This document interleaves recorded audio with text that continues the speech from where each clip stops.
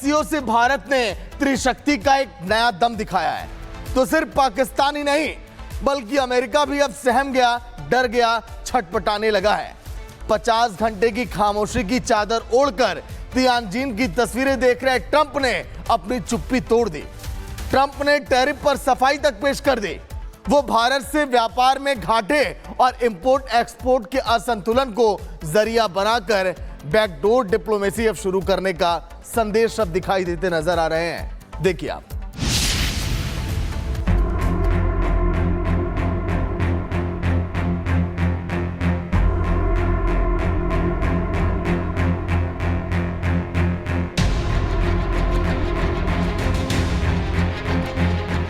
SCO summit 2025 ये सिर्फ एक डिप्लोमेटिक मीटिंग नहीं थी बल्कि एक जियोपॉलिटिकल सर्जिकल स्ट्राइक थी। जब मंच पर भारत के प्रधानमंत्री नरेंद्र मोदी, रूस के राष्ट्रपति व्लादिमीर पुतिन और चीन के राष्ट्रपति शी जिनपिंग एक साथ नजर आए तो दुनिया को एक मैसेज साफ साफ मिल गया कि अब वर्ल्ड का पावर सेंटर शिफ्ट हो रहा है और एशिया इसका नया हेडक्वार्टर बनने जा रहा है। अमेरिकी राष्ट्रपति डोनाल्ड ट्रंप, जो अभी तक टैरिफ की धमकियों से पूरी दुनिया को डराते रहे, अब वही सबसे ज्यादा हैरान परेशान है क्योंकि उनकी सोच से परे वो हो गया जिससे सो कॉल्ड सुपर पावर अलग थलग पड़ गया। लेकिन ट्रंप के ट्रेड सलाहकार पीटर नवारो अभी भी अपने धुन में लगे। भारतीय ब्राह्मणों पर रूसी तेल खरीदकर मुनाफाखोरी का आरोप लगा रहे हैं। एक इंटरव्यू में उन्होंने कहा कि भारत रूस से तेल खरीदकर उसे यूक्रेन पर हमला करने के लिए पैसे दे रहा है, इसलिए सबसे ज्यादा टैरिफ झेल रहा है।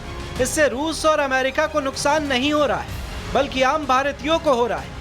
ये बात उन्हें समझनी चाहिए कि भारत के ब्राह्मण रूसी तेल से मुनाफा कमा रहे हैं जिसकी कीमत पूरा भारत चुका रहा है। पीएम मोदी की चीन से आ रही मुस्कुराती तस्वीरें ट्रंप को इतना चुभ रही हैं कि उनके सलाहकार लाइन लेंथ भूल गए। अब जब से डोनाल्ड ट्रंप के दुलरुआ पीटर नवारो ने ब्राह्मणों का जिक्र किया है, भारत में एक तबका खासा नाराज दिख रहा है। जाहिर है वो ज्यादातर ब्राह्मण ही है। सोशल मीडिया पर रिएक्शन भी सामने आ रहे हैं। उद्धव ठाकरे की पार्टी से राज्यसभा सांसद प्रियंका चतुर्वेदी ने बकायदा नवारो को ब्राह्मण का मतलब भी समझा दिया। हालांकि उन्होंने ये भी लिखा कि भारत के संदर्भ में ऐसा जानबूझकर लिखा गया है। कुछ ऐसा ही सागरिका घोष ने भी लिखा तो कुछ लोगों को भाव पसंद नहीं आए। ये पीटर नवारो का ब्राह्मणों के बारे में बयान तथ्यात्मक रूप से गलत, सांस्कृतिक रूप से असंवेदनशील और भारत के आर्थिक निर्णयों के संदर्भ में अप्रासंगिक है। भारत का रूसी तेल आयात राष्ट्रीय हितों और वैश्विक ऊर्जा स्थिरता के लिए है। इसे किसी विशिष्ट सामाजिक समूह से जोड़ना ये आधारविहीन है। वो पागल हो गए हैं ट्रंप और उनके सलाहकार, और वो अनर्गल बयान भारत के खिलाफ दे रहे हैं। हम ऐसे बयानों की निंदा करते हैं। अमेरिका को तकलीफ ये है कि वो चौधरी है तो दिखना भी चाहता है। उसके सत्ताधारी चाहते हैं कि दुनिया उसके बिना न चले, सब उन्हें पूछे और वे सभी को आदेश दे। लेकिन SCO से आती तस्वीरों ने ट्रंप को अलग कर दिया है। अब अकेले पड़ते ट्रंप को कुछ समझ नहीं आ रहा है और इसलिए वे गुड नाइट का मैसेज करके सो गए और भारत में अपने राजनयिकों को मोर्चा संभालने के लिए कह दिया है। तो उसी समय अमेरिकी दूतावास ने पावर बैलेंस की रोचक कहानी बताता एक पोस्ट रिलीज किया। संयुक्त राज्य अमेरिका और भारत के बीच साझेदारी लगातार नई ऊंचाइयों को छू रही, जो 21वीं सदी का एक निर्णायक रिश्ता है। इसी महीने हम उन लोगों, प्रगति और संभावनाओं पर प्रकाश डाल रहे हैं जो हमें आगे बढ़ा रहे हैं। नवाचार और उद्यमिता से लेकर रक्षा और द्विपक्षीय संबंधों तक, ये हमारे दोनों देशों के लोगों के बीच स्थायी मित्रता ही है जो इस यात्रा को ऊर्जा प्रदान करती है। ट्रंप की आक्रामक टैरिफ पॉलिसी के बाद भारत ने जब वैकल्पिक उपायों की तलाश शुरू की तो वॉशिंगटन के राजनीतिकारों को यह सोचने पर विवश होना पड़ा कि भारत को हाँका नहीं जा सकता। एक तरफ ट्रंप गुड नाइट कहकर गहरी नींद में सो गए तो दूसरी तरफ प्रधानमंत्री मोदी और पुतिन लॉन्ग ड्राइव पर निकले। लेकिन ये तस्वीरें तो ट्रंप को सोने नहीं दे रही, क्योंकि अभी कुछ दिनों पहले ही जब पुतिन अलास्का पहुंचे थे तब ट्रंप उनके साथ कार में घूमने निकले थे। लेकिन आज पुतिन की कार से ट्रंप उतार दिए गए और पुतिन ने मोदी के साथ दोस्ती की लॉन्ग ड्राइव ली। अब ट्रंप को सबसे ज्यादा डर इस बात का है कि कहीं उनके हाथ से नोबेल फिसल न जाए, लेकिन भारत ने कह दिया है कि वह किसी की धमकी से डरने वाला नहीं। सीओ से भारत ने त्रिशक्ति का एक नया दम दिखाया है। तो सिर्फ पाकिस्तान ही नहीं बल्कि अमेरिका भी अब सहम गया, डर गया, छटपटाने लगा है। 50 घंटे की खामोशी की चादर ओढ़कर तियानजिन की तस्वीरें देख रहे ट्रंप ने अपनी चुप्पी तोड़ दी। ट्रंप ने टैरिफ पर सफाई तक पेश कर दी। वो भारत से व्यापार में घाटे और इंपोर्ट एक्सपोर्ट के असंतुलन को जरिया बनाकर बैकडोर डिप्लोमेसी अब शुरू करने का संदेश अब दिखाई देते नजर आ रहे हैं। देखिए आप।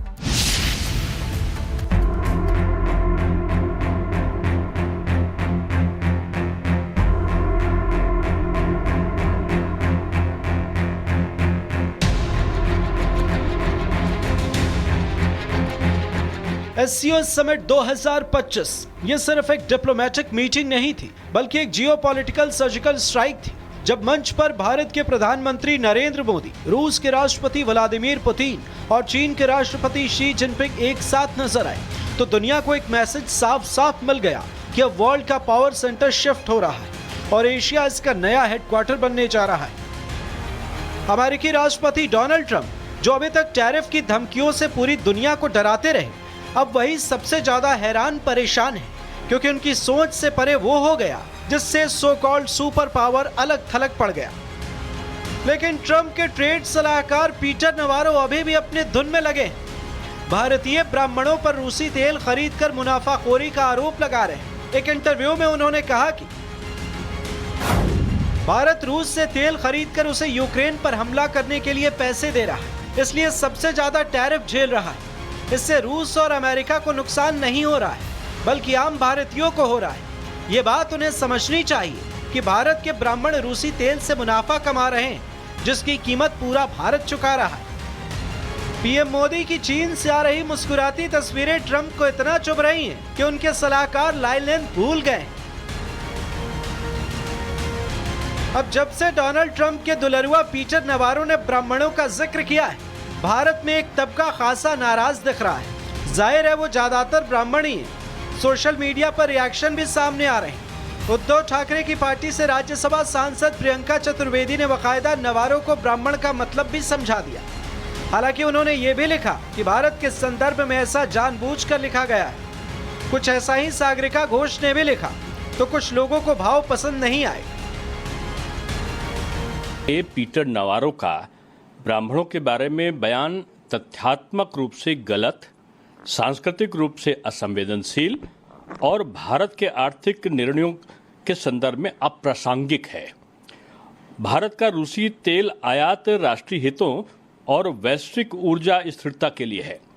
इसे किसी विशिष्ट सामाजिक समूह से जोड़ना ये आधारहीन है। वो पागल हो गए हैं ट्रंप और उनके सलाहकार, और वो अनर्गल बयान भारत के खिलाफ दे रहे हैं। हम ऐसे बयानों की निंदा करते हैं। अमेरिका को तकलीफ ये है कि वो चौधरी है तो दिखना भी चाहता है। उसके सत्ताधारी चाहते हैं कि दुनिया उसके बिना न चले, सब उन्हें पूछे और वे सभी को आदेश दे। लेकिन एससीओ से आती तस्वीरों ने ट्रंप को अलग कर दिया है।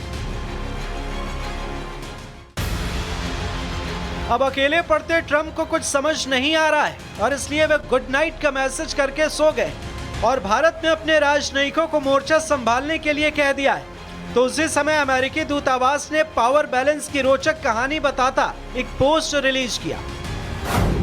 संयुक्त राज्य अमेरिका और भारत के बीच साझेदारी लगातार नई ऊंचाइयों को छू रही, जो 21वीं सदी का एक निर्णायक रिश्ता है। इसी महीने हम उन लोगों, प्रगति और संभावनाओं पर प्रकाश डाल रहे हैं जो हमें आगे बढ़ा रहे हैं। नवाचार और उद्यमिता से लेकर रक्षा और द्विपक्षीय संबंधों तक, ये हमारे दोनों देशों के लोगों के बीच स्थायी मित्रता ही है जो इस यात्रा को ऊर्जा प्रदान करती है। ट्रंप की आक्रामक टैरिफ पॉलिसी के बाद भारत ने जब वैकल्पिक उपायों की तलाश शुरू की, तो वॉशिंगटन के राजनीतिकारों को यह सोचने पर विवश होना पड़ा कि भारत को हाँका नहीं जा सकता। एक तरफ ट्रंप गुड नाइट कहकर गहरी नींद में सो गए, तो दूसरी तरफ प्रधानमंत्री मोदी और पुतिन लॉन्ग ड्राइव पर निकले। लेकिन ये तस्वीरें तो ट्रंप को सोने नहीं दे रही, क्योंकि अभी कुछ दिनों पहले ही जब पुतिन अलास्का पहुंचे थे, तब ट्रंप उनके साथ कार में घूमने निकले थे, लेकिन आज पुतिन की कार से ट्रंप उतार दिए गए और पुतिन ने मोदी के साथ दोस्ती की लॉन्ग ड्राइव ली। अब ट्रंप को सबसे ज्यादा डर इस बात का है कि कहीं उनके हाथ से नोबेल फिसल न जाए, लेकिन भारत ने कह दिया है कि वह किसी की धमकी से डरने वाला नहीं।